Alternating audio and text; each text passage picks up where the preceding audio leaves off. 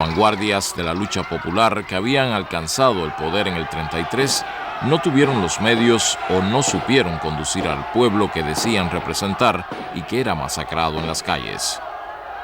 Después de estos años, Cuba fue un país distinto.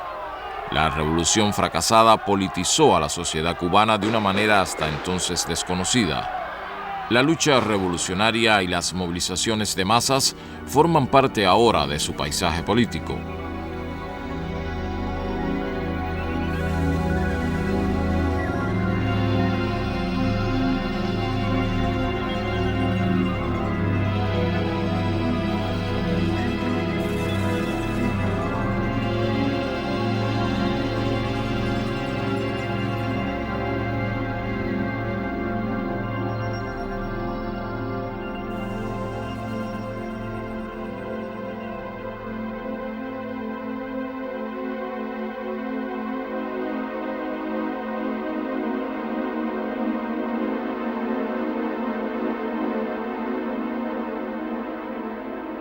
A pesar de la abrogación de la enmienda Platt en el 34, la soberanía cubana continuó limitada. La base naval de Guantánamo, la más importante y estratégica, permaneció y amplió su territorio. Estados Unidos renunció a la idea inicial planteada en 1903 de contar con 4 estaciones navales y la soberanía sobre la isla de Pinos. Las relaciones con Estados Unidos fueron reordenadas mediante un segundo tratado permanente de relaciones y otro de reciprocidad comercial. La presencia de las tropas norteamericanas en Cuba, concentradas en Guantánamo, expresan el doble juego de la doctrina Roosevelt: afianzar su hegemonía en el área y mantener el control sobre la política interna de Cuba.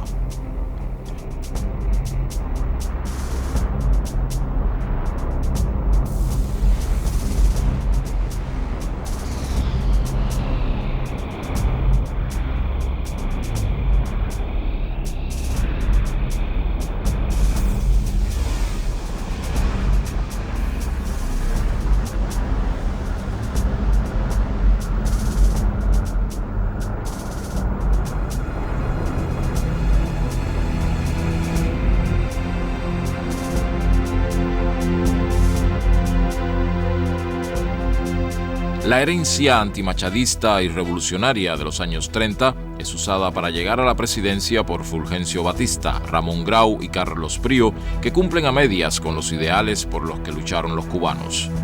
La corrupción, la violencia y el gangsterismo fueron instrumentos políticos más eficaces que los estatutos de la Constitución.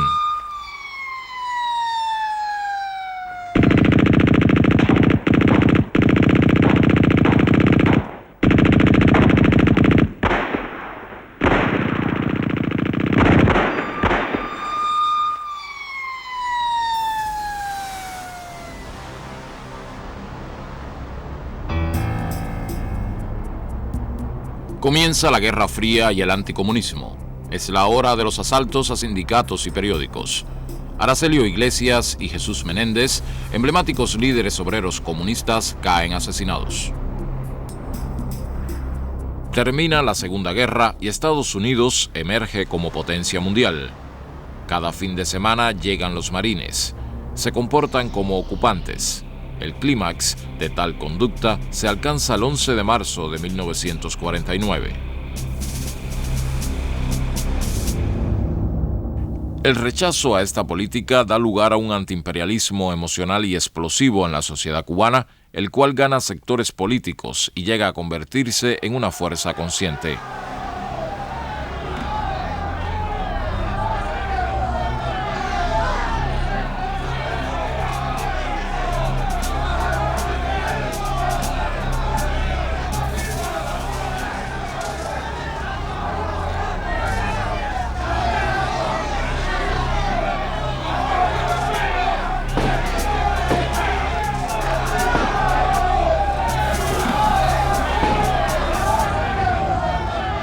Ante las cámaras, el señor embajador de los Estados Unidos, Robert Butler, ensaya a ofrecer una disculpa.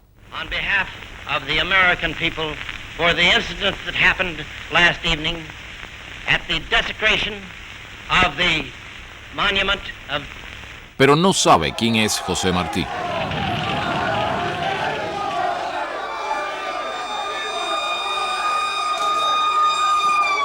Un estudiante salvajemente golpeado en las protestas muestra las heridas. Fidel Castro, entonces dirigente de los estudiantes universitarios, es testigo y denuncia una y otra vez los hechos.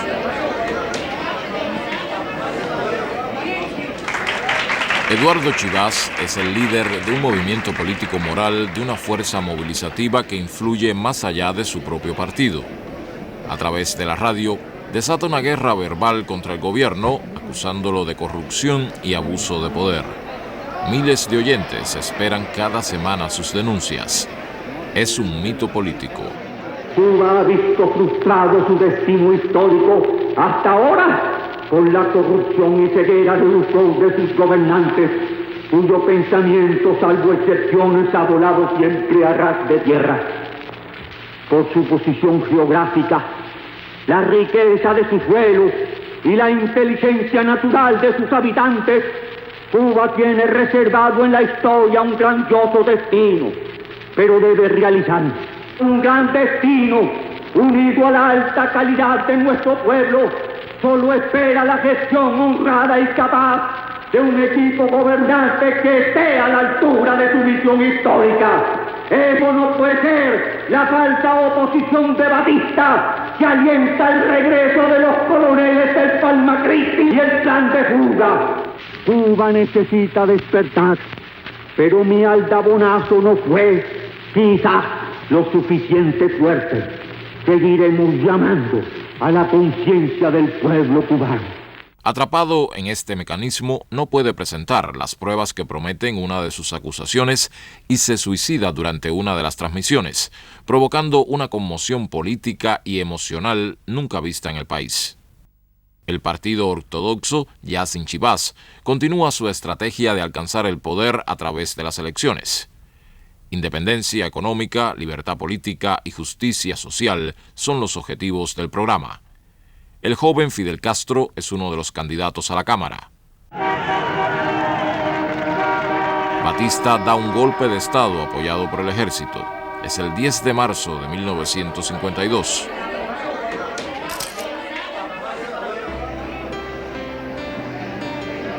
Se abre un nuevo ciclo revolucionario. Los estudiantes vuelven a las calles para depositar simbólicamente en la fragua martiana el cadáver de la Constitución.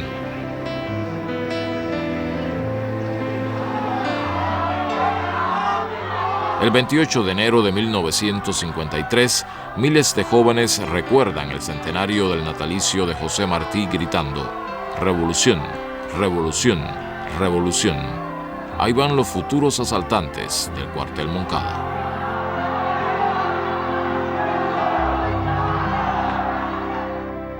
En el más estricto secreto, 120 hombres y 2 mujeres llegan a Santiago de Cuba. A las 5:15 de la mañana del 26 de julio de 1953, inician el sorpresivo asalto a la fortaleza militar más importante de la segunda ciudad de Cuba. Abel Santamaría, con 21 combatientes, y Raúl Castro, con 10, ocupan el Hospital Civil y el Palacio de Justicia, ubicados en las inmediaciones del cuartel.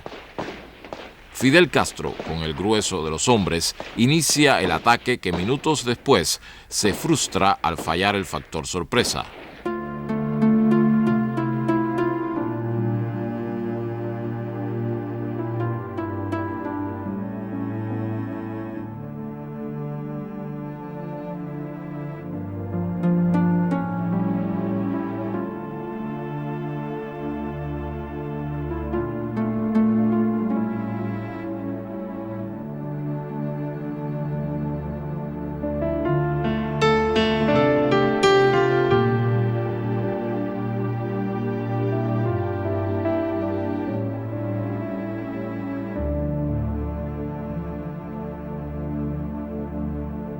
En el repliegue, muchos asaltantes son capturados, torturados y asesinados. La desproporción de muertos entre soldados y revolucionarios evidencia una masacre que no puede ser ocultada a los periodistas que llegan al lugar.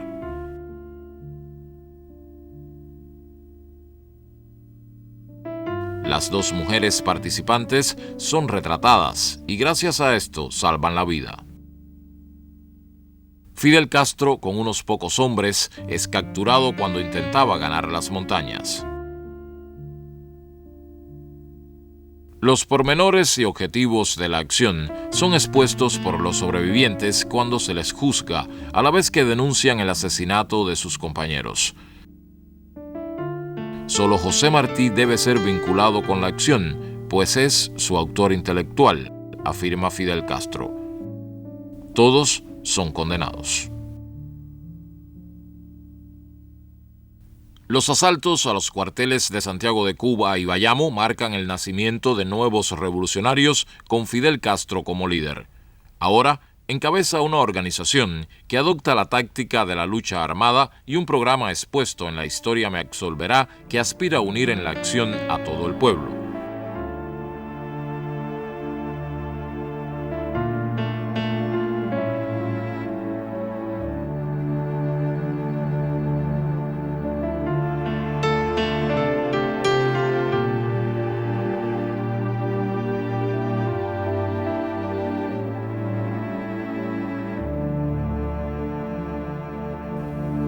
Pero ¿cómo llevar en esa dirección a las masas? ¿Cómo levantar al pueblo? ¿Cómo llevarlo al combate revolucionario y salvar el país de la postración y el retraso espantoso? Estas son las preguntas que se hacen Fidel y la dirección del 26 de julio en el año 55.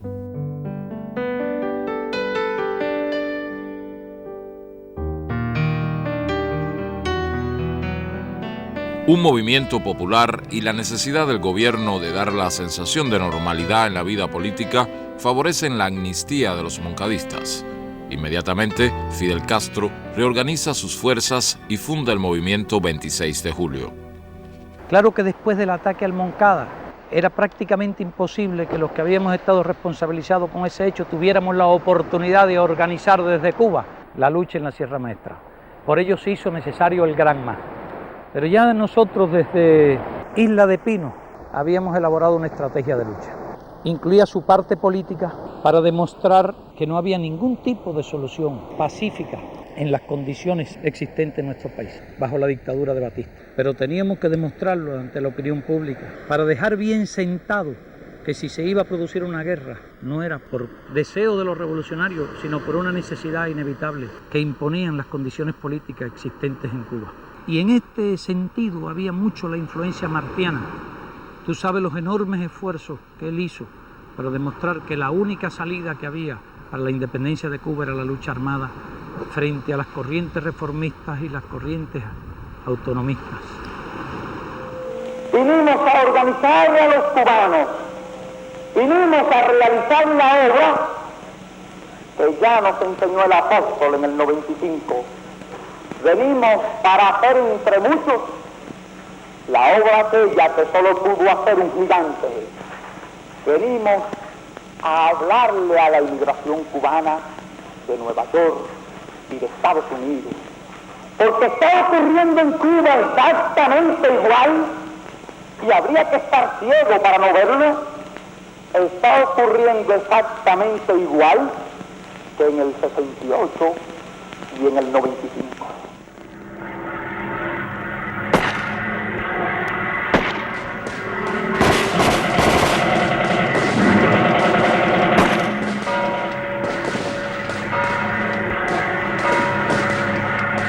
Encabezados por Fran País, combatientes del 26 de julio se lanzan a la toma de Santiago de Cuba.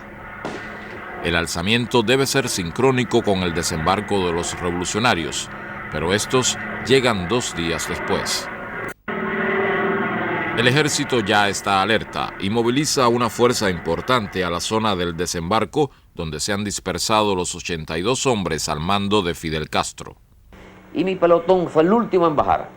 Y de todos los expedicionarios, el Che y yo los últimos en abandonar el Granma, que por cierto, cuando nos bajamos por la proa, el Che y yo comentábamos que en definitiva cómo se llamaba este barco, y no le habíamos el nombre, y él dijo, seguramente en la popa lo tiene. Entonces yo fui caminando hasta la popa del barco para ver y vi, y así le comuniqué el que se llama Granma. Radio Honor reportando, atacado el Palacio Presidencial hace breves momentos un nutrido grupo de civiles no llegados. Un comando del directorio revolucionario logra penetrar en el Palacio Presidencial para ajusticiar al tirano, y otro asalta una emisora y da la noticia de los combates, pero Batista escapa. La acción fracasa al no recibir el apoyo de un segundo grupo. Sin embargo, estremece a la ciudad por el heroísmo y valor de los combatientes. El líder estudiantil universitario José Antonio Echeverría cae en la acción. Él y Fran País, asesinado en las calles de Santiago de Cuba, simbolizan una generación de jóvenes que asumió el desafío de luchar por hacer la revolución.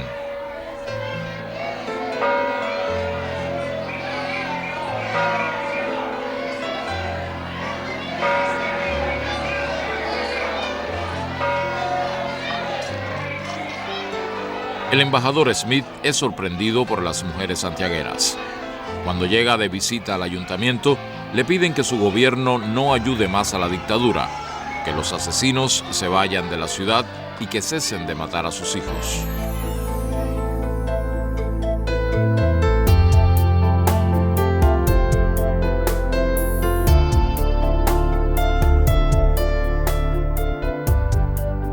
Estas fotos desmienten a la dictadura.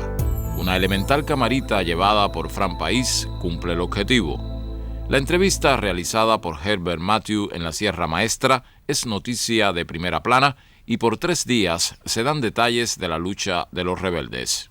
Contrary to rumors from the capital, we both seem to be here in the Sierra Maestra, and not only in the Sierra Maestra, but on top of Pico Turquino, the highest point in Cuba. Fidel, I believe you're here. Yes. I am going to tell you what happened. Batista does not want to admit that he is incapable of defeating us. He hopes to obtain by liar that which he cannot get by force of arms. Sometimes he says that I am dead. Another time he says that there is no war in Sierra Maestra. But he won't let anyone to come here to Sierra Maestra.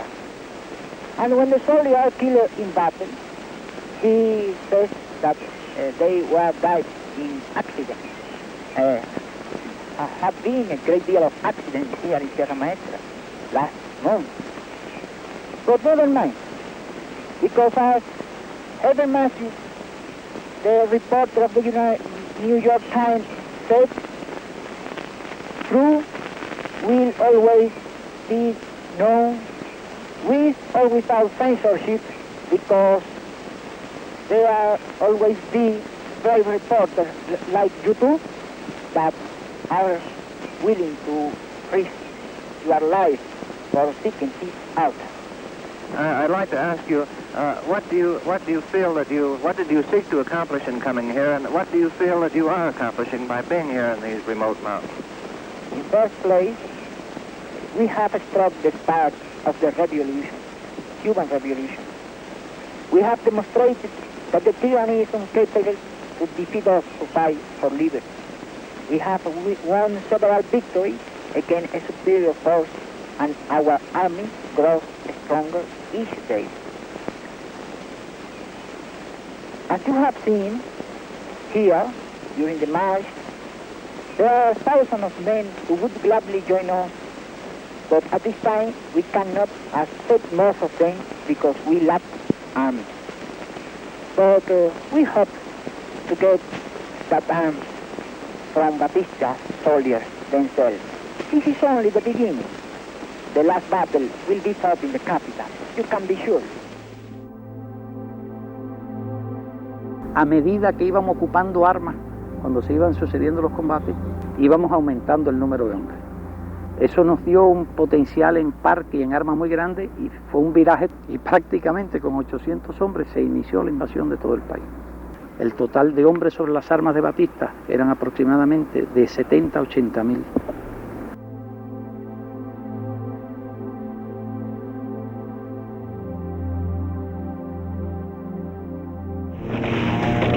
A 6 meses de derrotada la ofensiva lanzada contra la Sierra Maestra, los 8 frentes guerrilleros con sus 22 columnas comienzan el sitio de los cuarteles más importantes del país.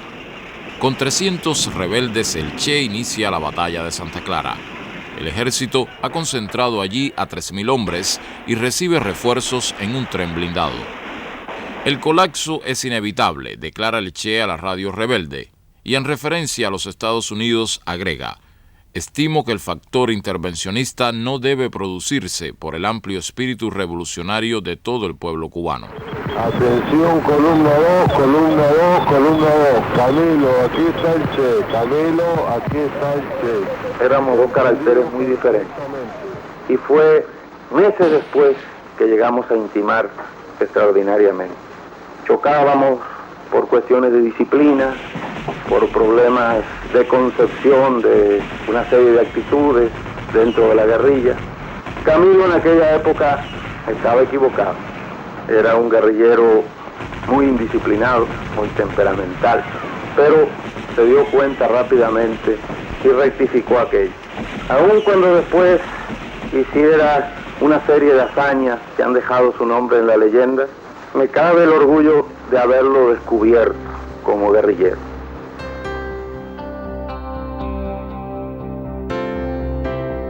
¡Atención! ¡Última hora! ¡Gran victoria de la columna 8 de la Villa! ¡Ocupadas más de 400 armas largas! El general Eulogio Cantillo solicita entrevistarse con Fidel Castro para poner fin a las hostilidades. La reunión se produce a las 8 de la mañana. Cantillo dice representar a un grupo de militares dispuestos a deponer las armas y promover una sublevación que apoye la toma de Santiago de Cuba. Fidel puntualiza que no aceptará ningún movimiento acordado previamente con Batista que permita su fuga. 48 horas después, Cantillo pone en marcha un golpe de Estado que facilita la huida de Batista. La maniobra, que se realiza con la complicidad del embajador Smith, intenta frustrar el triunfo revolucionario.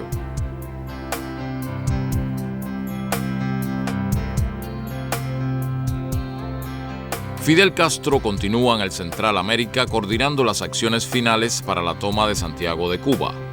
Allí recibe la noticia de que Batista ha huido. Ordena no detener ningún combate y avanzar hacia La Habana.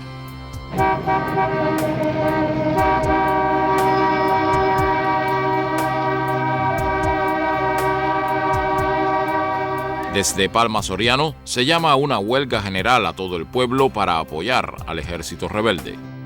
Aquí Radio Rebelde a las puertas de Santiago de Cuba, el doctor Fidel Castro. Al parecer, se ha producido un golpe de Estado en la capital.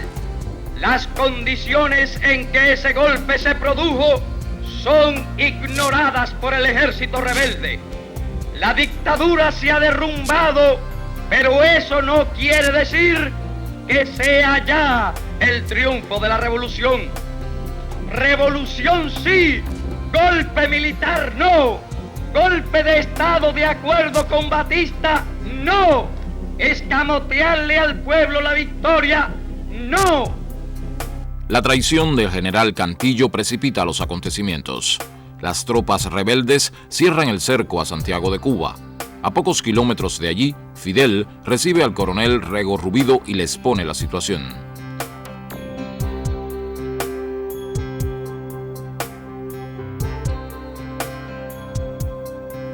En el encuentro, el militar reitera su disposición de entregar el cuartel Moncada que está bajo su mando.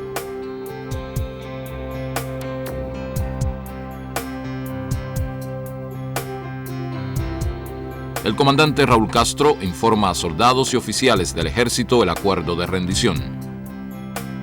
El cuartel Moncada es tomado sin un disparo después de 25 meses de guerra.